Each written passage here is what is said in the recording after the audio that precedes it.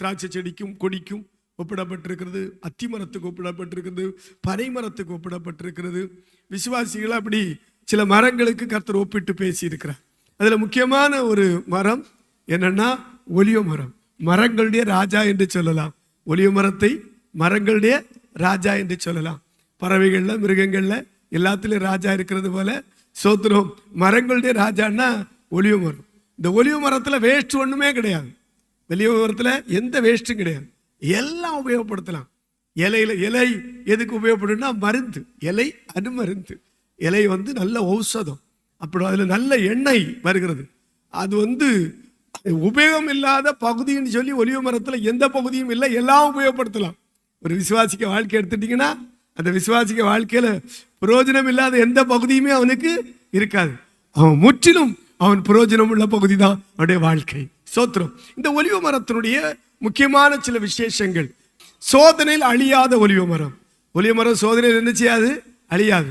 ஒரு விசுவாசிக்கு எவ்வளவு சோதனை வந்தாலும் அவன் வளர்ந்துகிட்டே இருப்பானே தவிர அது அழியாது. நீங்க பாத்தீங்கன்னா ஆதியாகமம் 8வது அதிகாரம் வாசிக்க வேண்டாம். 8ஆம் அதிகாரம் 11ஆம் வசனத்துல பாத்தீங்கன்னா அந்த எல்லாம் ஜலப்பிரளயத்தில் அழிஞ்சிட்டு ஒரே ஒரு மரம் அழியல. அந்த அழியாத மரம் என்ன மரம்? ஒலிவ மரம். அந்த புறா எந்த இலையை கொத்திட்டு வருது? ஆமாம்.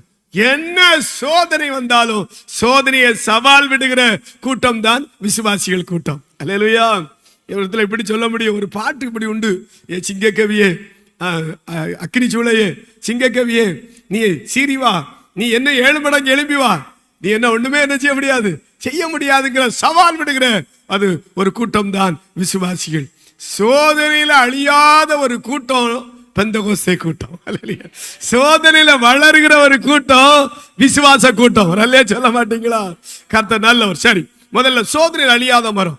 ரெண்டாவது பாத்தீங்கன்னா சோத்திரம் நல்ல கனிகளை தருகிற மரம்.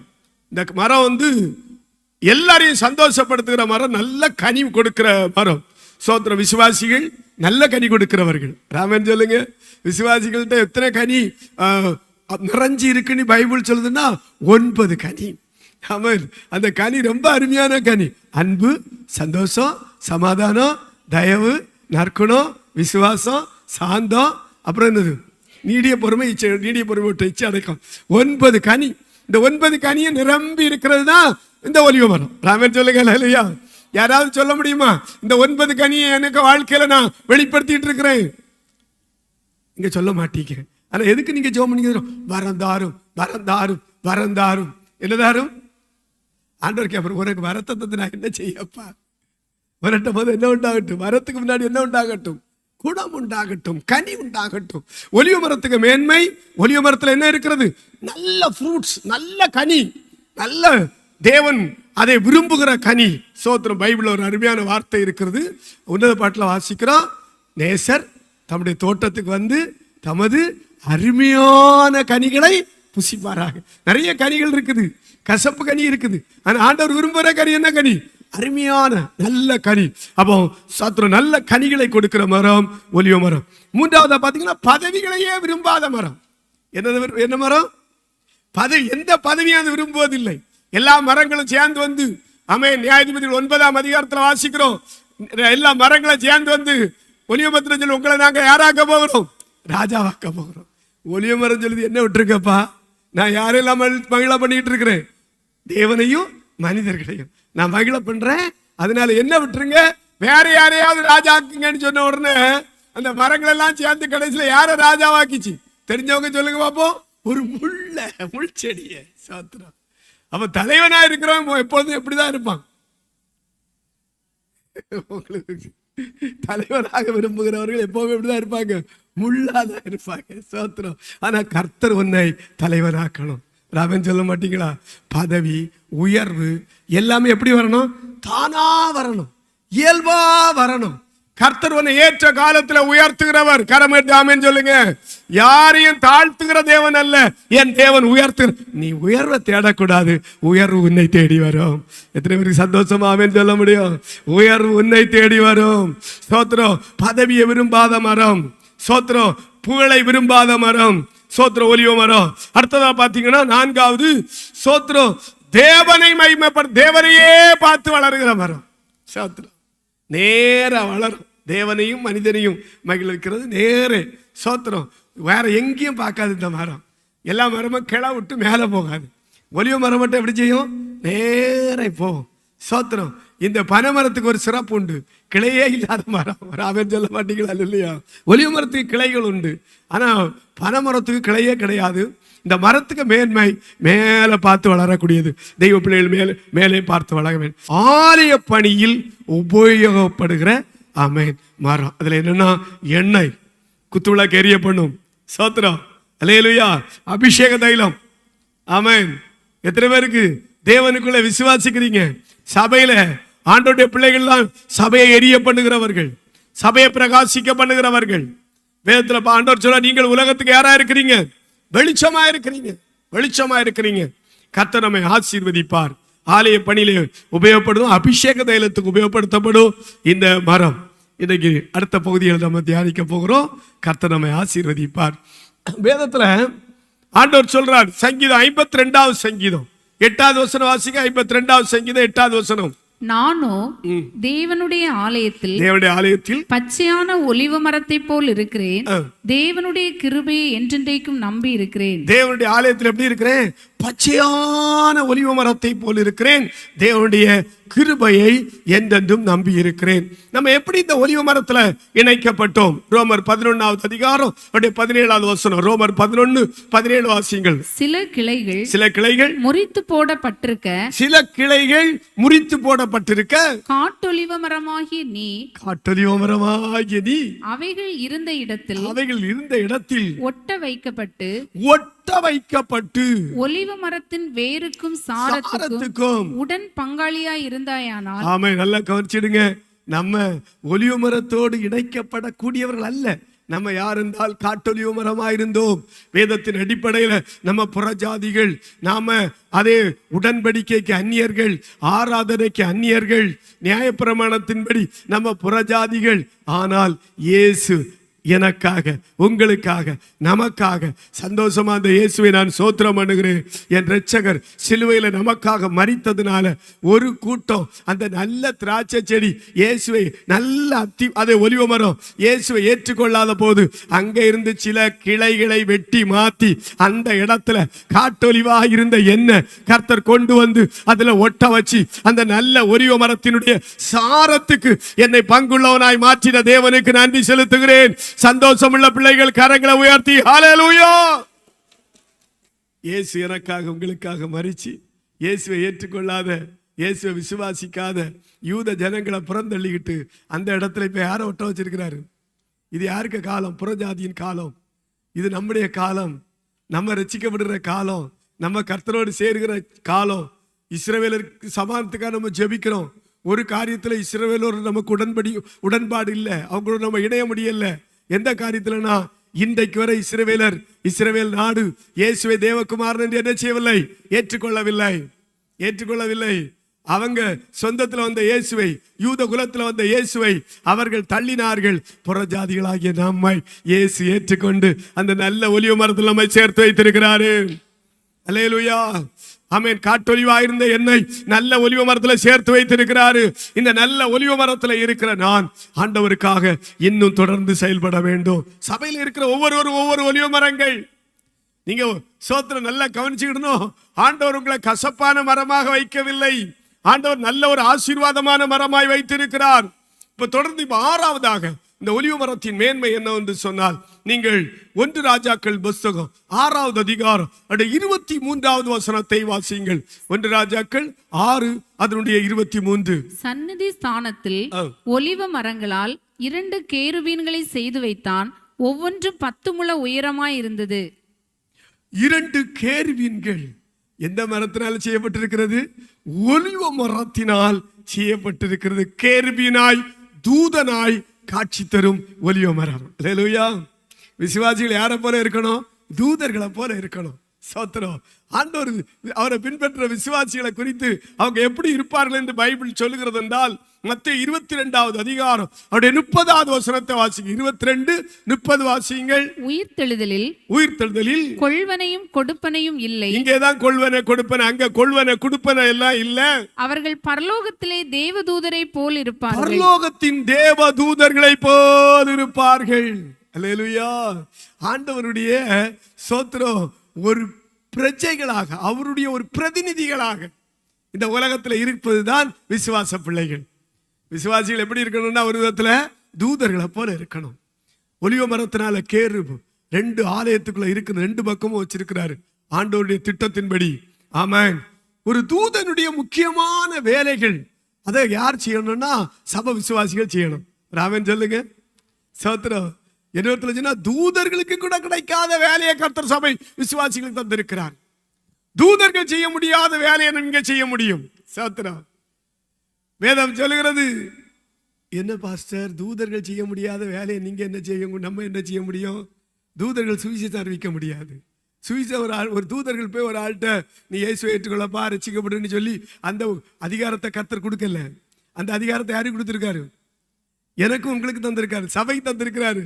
அதுதான் தூதர்கள் செய்ய முடியாததை கூட நீங்க செய்ய முடியும்னு சொன்னேன். தூதர்களுக்கு அந்த பணியை கொடுத்திருந்தா என்னைக்கோ அது முடிஞ்சிருக்கும். அவங்க ஒரு செகண்ட்ல உலகம் முழுவதும் பறந்து போய் என்ன செய்திருப்பாங்க, இயேசுவை விசுவாசி ரட்சிக்கப்படு அப்படி சொல்லியிருப்பாங்க. ஆனா அந்த பணி அவங்களே கொடுக்கல, அந்த பணியை நமக்கு தந்திருக்கிறார். அல்லேலூயா. சரி, தூதர்களுடைய முக்கியமான 3 வேலை. நான் அதுல ஒரு பாயிண்ட மட்டும் உங்களோட கொஞ்சம் பேசணும்னு விரும்புகிறேன். அல்லேலூயா. தூதர்களுடைய மிக முக்கியமான பணி. சோத்திரம். நான் சொல்ல விரும்புகிற பணி 3 பணி அவங்களுக்கு முக்கியமா இருக்கு. 3 பணியில முதல் பணி என்னன்னா ஆராதனை. 2வது பணி செய்தி கொடுக்கிறது. சோத்திர செய்தி பிரசங்கம் பண்றது நினைச்சிடாதுங்க, இதுவும் ஒரு செய்தி கொடுக்கிறது தான். அது தேவ தூதர்கள் செய்திகளை கொடுக்கக்கூடியது. 3வது தூதர்களுடைய ஒரு முக்கிய வேலை யுத்தம் பண்றது, பாதுகாக்கிறது அல்லது யுத்தம் பண்றது. இந்த 3க்கும் 3 தலைவர்கள் இருந்தார்கள். சோத்திரம். ஆமென். செய்திகளை கொடுக்க கொண்டு போற தூதனுடைய தலைவருடைய பெயர் என்னன்னா கப்ரியேல். நம்ம லூக்காவில் அதை வாசிக்கிறோம். அந்த வசனத்தை வாசிக்கலாமே. ஆமென். சோத்திரம். ஆமென். தேவனிடத்திலிருந்து செய்தி. லூக்கா 1வது அதிகாரம் 18 வாசிக்க. லூக்கா 1வது அதிகாரம் 18 வாசிங்க. அப்பொழுது சகரியா தேவதூதனை நோக்கி, நான் எதினால் அறிவேன்? நான் கிழவனாய் இருக்கிறேன், என் மனைவியும் வயது சென்றவளாய் இருக்கிறாளே என்றான். தேவதூதன் அவனுக்கு பிரதியுத்தரமாக, நான் தேவ சன்னிதானத்தில் நிற்கிற காபிரியேல் என்பவன். உன்னுடனே பேசவும் உனக்கு இந்த நற்செய்தியை அறிவிக்கவும் அனுப்பப்பட்டு வந்தேன். அப்ப தேவன் அனுப்புகிற செய்தி அனுப்புகிறதற்கு கொண்டு வருகிற தூதர்கள், ஏராளமான தூதர்கள் இருக்கிறார்கள். அதுல தலைவர் யாருன்னா காபிரியேல். அல்லேலூயா. இனி 2வது இன்னொரு தூதர் கூட்டத்துக்கு தலைவராக இருக்கிறது மிகாவேல். அவர் யுத்தங்களை பண்ணுகிறவர். இன்னைக்கு உங்களுக்கு ஒரு பிரச்சனைன்னா மிகாவேல் தூதனுடைய தூதர்கள் அனுப்பப்படுவார்கள். கரமேத்தி அல்லேலூயா சொல்லுங்க. அல்லேலூயா. உங்களுக்காக யுத்தம் பண்ண அனுப்பப்படுவார்கள், உங்களுக்கு செய்தி கொண்டு வருவார்கள். சோத்திரம். 3வது ஒரு கூட்டம் தூதர்களுக்கு தலைவனாக இருந்தவன் பின்னால பிசாசாய் மாறி போனவன் தான் யாரு? லூசிபேர். அவனுடைய பணி என்ன பணி? ஆராதிக்கிற பணி. ஆனா அவன் போனதுனால ஆராதனை நின்று போகல. இன்னைக்கு என்ன நடந்து கொண்டிருக்கிறது? ஆராதனை நடந்து கொண்டே இருக்கிறது. சோத்திரம். நீங்க தூதர்களுடைய அந்த பணியை பாருங்க.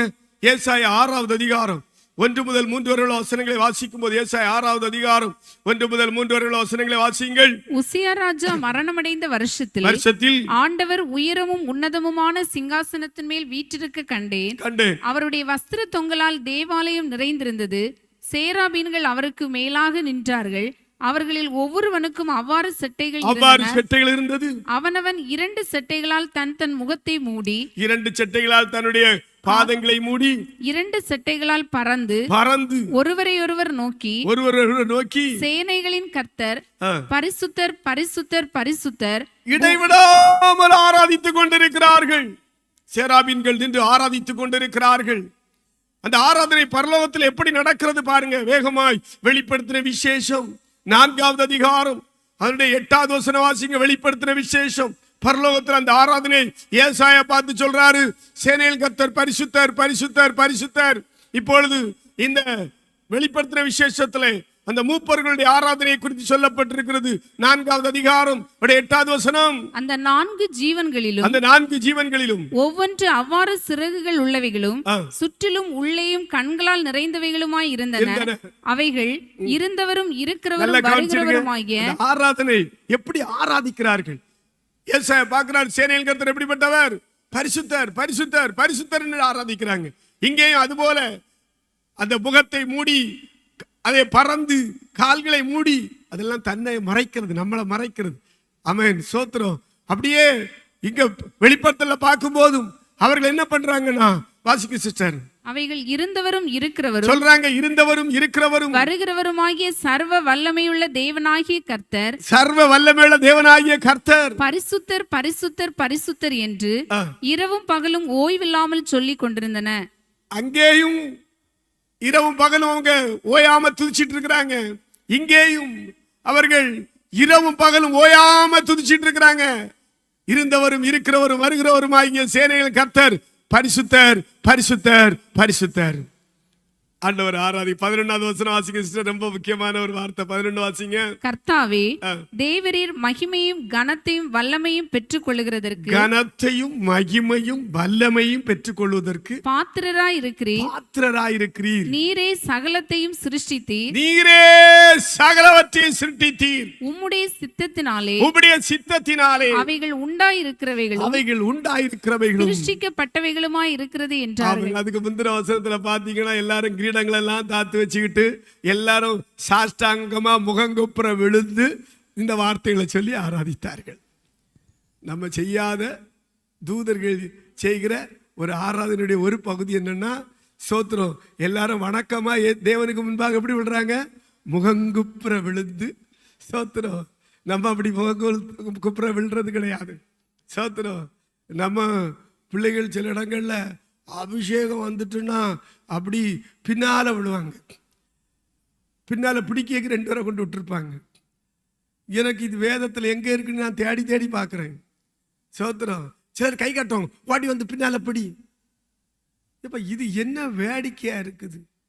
நான் சொல்றேன், நீங்க வேதத்துல எங்கேயாவது அப்படி இருந்துன்னா எனக்கு காட்டி தந்தீங்கன்னா நான் உங்களுக்கு கர்த்தருக்குள்ள ஒரு கிஃப்ட் கொடுக்குறேன். சோத்திரம். எங்கேயுமே பார்க்க. ஆனால் பரிசுத்தாவின் வல்லமை வரும்போது எப்படி விழுவாங்க? முகங்குப்புற விழுந்திருக்கிறாங்க, சாஷ்டாங்கமா விழுந்திருக்கிறாங்க. சோத்திரம். அது என்னன்னா, தன்னை முழுசும் தேவனிடத்துல என்ன செய்திருக்கிறாங்க? அப்படியே சோத்திரம் அர்ப்பணிச்சு விழுந்து அவங்க சொல்றது தேவனை மகிமைப்படுத்திட்டே இருக்கிறாங்க. சோத்திரம். இருந்தவரும் இருக்கிறவரும் வருவருமாகிய சர்வ வல்லமையுள்ள தேவனாகிய கர்த்தர் பரிசுத்தர் பரிசுத்தர். அது தூதர்கள். ஆனா 2வது 11வது வசனம் அது விசுவாசிகளை பிரதிபலிக்கிறது. இவங்க சொல்றாங்க, மகிமை மாட்சிமை எல்லாம் உமக்கே. அல்லேலூயா அல்லேலூயா. அப்போ விசுவாச பிள்ளைகள் ஆராதிக்கும் போது அந்த ஆராதனையில முக்கிய பகுதி என்னன்னா, கர்த்தரை உயர்த்திக்கிட்டே இருக்கணும், கர்த்தரை மகிமைப்படுத்திக்கிட்டே இருக்கணும். கர்த்தருடைய மகிமை மாட்சிமை. பைபிள்ல பாருங்க, அவருடைய அதிசயங்களை என்ன செய்யுங்க? விவரித்து பேசுங்கள். அவருடைய அதிசயங்களை விவரித்து பேசுங்கள். உங்க வீடுகளில் யாராவது கர்த்தருடைய அதிசயங்களை விவரித்து பேசுகிறவர்கள் இருக்கிறீர்களா? பழைய ஏற்பாடு முழுசும் பாருங்க, புதிய ஏற்பாட்டில் வர அது தொடரும். செங்கடல் பிரிந்ததை திரும்ப திரும்ப சொல்லிட்டே இருப்பாங்க. எகிப்துல இருந்து வெளியே வந்ததை திரும்ப திரும்ப சொல்லிட்டே இருப்பாங்க. பார்வோன்ல இருந்து விடுதலை பெற்றதை திரும்ப திரும்ப ஒவ்வொரு பரிசுத்தவான்களும் சொல்லுவாங்க. சோத்திரம். எது? அவருடைய அதிசயங்களை விவரிப்பது. நீங்க கர்த்தருடைய அதிசயங்களை விவரிக்கிறீங்களா? அல்லேலூயா. கர்த்தர் செய்த அதிசயங்களை விவரிக்கிறீங்களா? அல்லேலூயா. உங்களுக்கு ஏதாவது அதிசயம் செய்திருக்கிறாரா? அதிசயத்தை விவரிப்பது தாங்க ஆராதனை. அவரை உயர்த்துவது தாங்க ஆராதனை. அவரை மகிமைப்படுத்துவது தாங்க ஆராதனை. சோத்திரம். அல்லேலூயா. ஆராதனைன்னு சொன்னோன்னு சிலர் வித்தியாசமா பல விதத்துல தாங்களுக்குள்ளே ஒரு அதே கருத்தை வச்சிருக்கிறாங்க. உண்மையான ஆராதனை உண்மை உள்ள தேவனை உயர்த்துவது. அல்லேலூயா. உண்மை உள்ள தேவனை மகிமைப்படுத்துவது. பைபிள் சொல்லுகிறது, ஏசாயா 43வது அதிகாரத்தில் அவருடைய 21வது வசனம் இப்படி சொல்லுகிறது. ஏசாயா 43 அதனுடைய 21 வாசிக்கலாம். இந்த ஜனத்தை எனக்கென்று ஏற்படுத்தினேன். இந்த விசுவாச கூட்டத்தை இவங்களெல்லாம் காட்டொலிவங்களா இருந்தவர்களை இவங்களை நல்ல ஒலிவ மரமாய் மாற்றி இவங்களை சபைக்குள்ள நான் ஏற்படுத்தி வச்சிருக்கிறேன். சேர்ந்து சொல்லுவோம், இவர்கள் என் துதியை சொல்லி வருவார்கள். எல்லாரும் கொஞ்சம் சத்தமா, இவர்கள் வேற எதுக்கு ஏற்படுத்தப்பட்டவர்கள் அல்ல. அப்படியே சொல்லுங்க, கர்த்தரை துதிப்பதற்கு ஏற்படுத்தப்பட்டவர்கள், கர்த்தரை உயர்த்துவதற்கு ஏற்படுத்தப்பட்டவர்கள். அப்போ விசுவாசி நல்ல ஒலிவ மரம், அவன் கர்த்தரை துதிக்கும்படியாக கர்த்தரால் ஏற்படுத்தப்பட்டவன், கர்த்தரை உயர்த்தும்படியாய் கர்த்தரால் ஏற்படுத்தப்பட்டவன், கர்த்தரை ஆராதிக்கும்படியாய் கர்த்தரால் ஏற்படுத்தப்பட்டவன். அல்லேலூயா, அல்லேலூயா. பைபிள் சொல்லுது, சோத்திரம் பயங்கரமான குழியிலும் ஊளையான சேற்றிலிருந்து கர்த்தர் நம்மளை என்ன செய்தாரா, தூக்கி எடுத்து கண்மலையின் மேல் நிறுத்தி நம்ம அடிகளை உறுதிப்படுத்தி நம்முடைய வாயிலே கர்த்தரை உயர்த்தும் துதியை தந்தார். அநேகர் அதை கண்டு என்ன செய்வார்களா, பயந்து கர்த்தரை நம்புவார்கள். உங்க சத்தம் பலத்த சத்தமா வர வேண்டிய சத்தம் என்னன்னா, அல்லேலூயா, ஸ்தோத்திரம், கர்த்தருக்கு மகிமை, கர்த்தர் பரிசுத்தர். அல்லேலூயா, கர்த்தர் பரிசுத்தர், கர்த்தர் நல்லவர், ஸ்தோத்திரம், மகிமைக்குரியவர், மாட்சிமைக்குரியவர், துதிக்குரியவர், புகழப்படத்தக்கவர். அவருடைய நாமத்துக்குரிய மகிமையை செலுத்துவதற்கு கர்த்தர் என்னை உங்களை தெரிந்தெடுத்திருக்கிறார். Praise the Lord. கரங்களை தட்டி சந்தோஷமா ஹல்லேலூயா. ஆமென். ஓய்வு நாள்ல சொந்த பேச்சே பேசக்கூடாதான். ஓய்வு நாள்ல படிச்சிருக்கிறீங்களா? ஓய்வு நாள்ல என்ன பேச்சு பேசக்கூடாதான்? சொந்த பேச்ச பேசக்கூடாதான். ஓய்வு நாள் யாருக்குரியது? கர்த்தருக்குரியது. நான் அட்லீஸ்ட் இந்த காம்பவுண்டுக்குள்ள வரும்போதாவது நீங்க என்ன பேச்சு பேசக்கூடாது?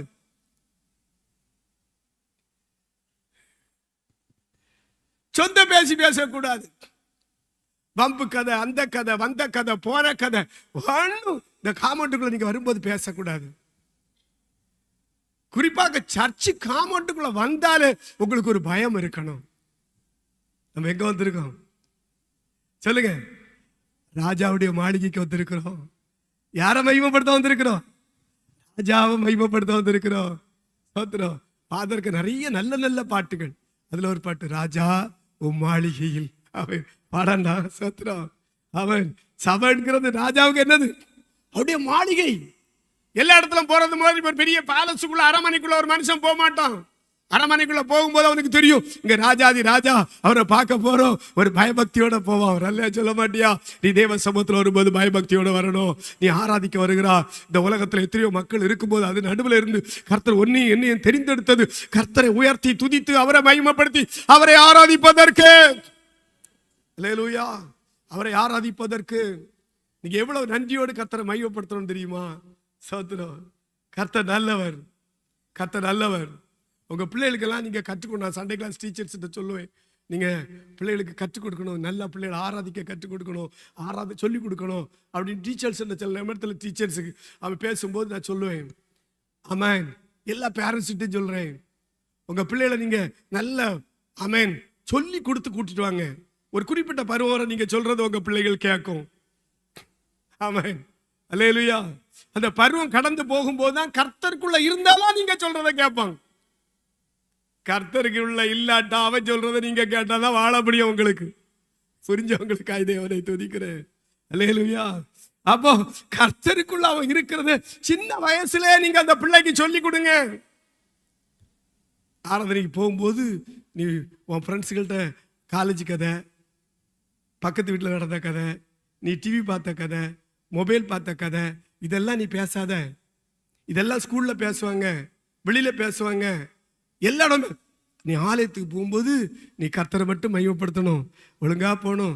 தேவையில்லாத எந்த பேச்சும் பிள்ளைகள்கிட்ட, உன் கூட இருக்கிற பிள்ளைகள்கிட்ட பேசாத. ஆமேன். ரெண்டாவது, சர்ச்சுக்குள்ள வந்தியா போறியா? பேரண்ட்ஸ் சொல்லிக் கொடுக்கறதுக்காக நான் சொல்றேன், உங்க பிள்ளைகளுக்கு கண்டிப்பா சொல்லிக் கொடுங்க. நீ சர்ச்சுக்குள்ள போன உடனே முதல்ல நீ முழங்கால் போட்டு நீ ஒன்ன தாழ்த்தி இயேசுட்ட ஒப்பு கொடு. ஏசப்பா, இன்னைக்கு உங்க ஆராதிக்க வந்திருக்கிறேன். இந்த வார்த்தையை சொல்லுங்க, பிள்ளைகள் சொல்லுங்க, பெரியவங்களும் சொல்லுங்க. அது உங்களுக்கு ஆசீர்வாதம். முழங்கால் போட்டு சொல்ல முடியாதவங்க நின்று கொண்டு சொல்லிட்டு உட்காருங்க. சும்மா போய் வந்த உடனே நீங்க உட்காராதுங்க. ஒரு விஷயம் ஆண்டவருக்கு, ஏசப்பா தயவுனால ஒரு வாரம் பெரியவங்களுக்கு ஒரு வாரம் என்ன பாதுகாத்தீங்கப்பா. எவ்வளவோ பிரச்சனைகள், எவ்வளவோ குழப்பங்கள், எவ்வளவோ விபத்துகள், என்னெல்லாமோ உலகத்துல நடக்குது. ஆனா அது நடுவில் என்ன பாதுகாத்தீங்கப்பா. இன்னைக்கு உங்க ஆராதிக்க வந்திருக்கேன், என்னை கொண்டு வந்தீங்க, உமக்கு நன்றி. பரிசுத்தமா உங்களை பிரியப்படுத்தி ஆராதித்து நான் கடந்து போறதற்கு என்ன தகுதிப்படுத்துங்க. ஒரு சின்ன ஜெபம் பண்ணிட்டு உட்காருங்க. அது உங்களுக்கு ஆசீர்வாதமா இருக்கும். பிள்ளைகள் முழங்கால் நின்று ஜெபம் பண்ணி, ஏசப்பா உங்க ஆராதிக்க வந்திருக்கிறேன்ப்பா, என்ன இந்த ஆராதனையில் ஆசீர்வதிக்கணும், நான் உங்களை மையப்படுத்தி ஆராய்ச்சிட்டு ஆசீர்வாதத்தோட பாஸ்டர் பேசும்போது எனக்கும் வார்த்தை வேணும், கேளுங்க, கர்த்தர் உங்களுக்கு வார்த்தை தருவார். அல்லேலூயா. அப்படி ஒரு ஜெபத்தோட உட்காருங்க, பயபக்தியோடு கர்த்தரை ஆராதிக்குங்க, வேற ஒண்ணு வேண்டாம். பயபக்தியோடு கர்த்தரை ஆராதிங்க. கர்த்தரை ஆராதிக்கும் போது நமக்கு என்ன வேணும்? பயபக்தி. ஒரு வசனம் இருக்குமே 2வது சங்கீதத்துல, அந்த கடைசி 2 வசனங்களை வாசிங்க. பயத்துடனே கர்த்தரை சேவியுங்கள். பயத்துடனே, சும்மா ஒரு நிர்விசாரமாய், ஒரு ஆட்டம் பாட்டம் போல. கடந்த நாள்ல எனக்கு மனைவி ஒரு கிறிஸ்தவ பாட்டை என்கிட்ட போட்டாப்புல. நான் அதை ஆஃப் பண்ணு, இல்லாட்டா அதை மாத்து. அது ஒரு ஆளுக்கு ஒரு அடையாளப்படுத்துறதுக்காக, ஒரு ஊழியர் இறந்ததுக்கு அவங்க அப்போ அவங்களை அடையாளப்படுத்துறதுக்கு அதுக்கு முன்னாடி அவங்க பாடின ஒரு பாட்டை எனக்கு போட்டு காட்டினாப்புல. நான் சொன்னேன், இந்த பாட்டை உடனே ஆஃப் பண்ணு, இல்லாட்ட அதை மாத்து. ஏன்னா அது என்ன பாட்டுன்னே தெரிய மாட்டேங்க. கிறிஸ்தவ பாட்டா, இல்லாட்டா மன்னிக்கணும், காதல் பாட்டா, லவ் பாட்டா, ஒண்ணுமே தெரிய மாட்டேங்குது. சும்மா மரத்தை கறங்குறாங்க, கையை பிடிச்சிட்டு ஓங்கிறாங்க, பைக்ல ஓய். இதெல்லாம் சினிமாக்காரன் இங்க வந்தது. நீ பயத்தோட கர்த்தரை ஆராதிக்கணும். நீ தேவ சமூகத்துல சும்மா உனக்கு ஏதாவது கர்த்தர் சில நன்மைகளை உனக்கு தந்திருக்கலாம்.